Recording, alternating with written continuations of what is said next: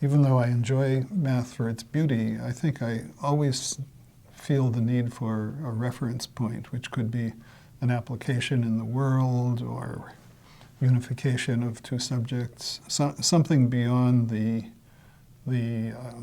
stripped down formal content.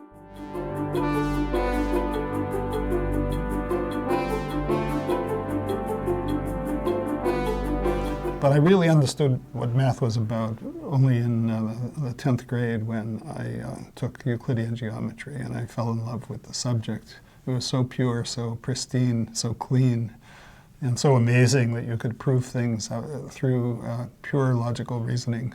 I used to pretend to be sick so that I could stay home and solve geometry problems.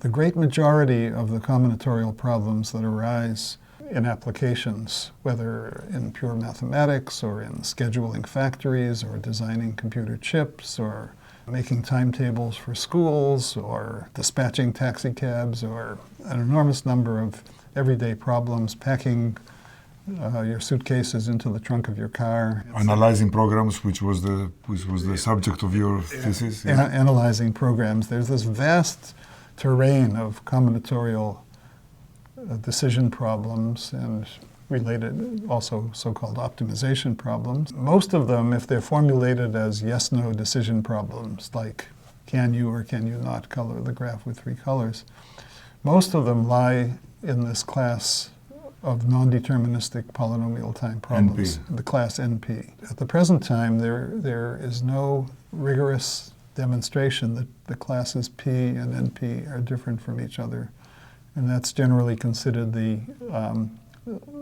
biggest open problem in computer science and maybe one of the half-dozen most significant open problems in all of mathematics.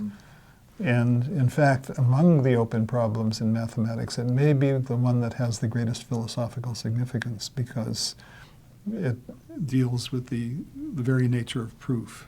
So I presented a paper at a conference at IBM in which I unveiled my list of 21 problems.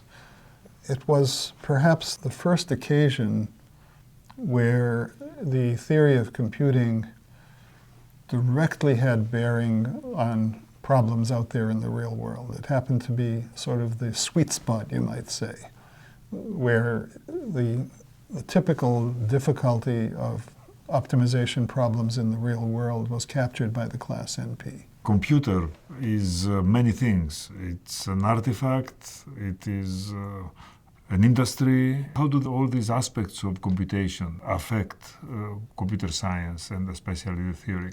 We need to turn our attention to models different from those we used before.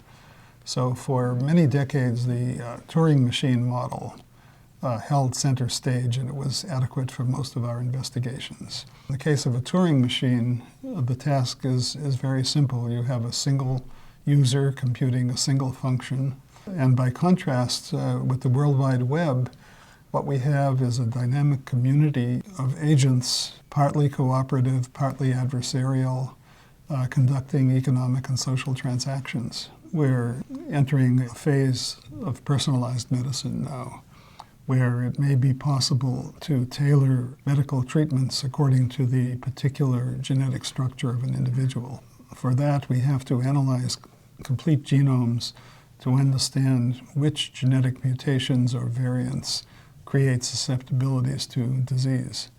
So it's a huge combinatorial problem. Starting around 1991, I began to devote myself to combinatorial problems arising in computational biology, and I've continued to do that for over 20 years now.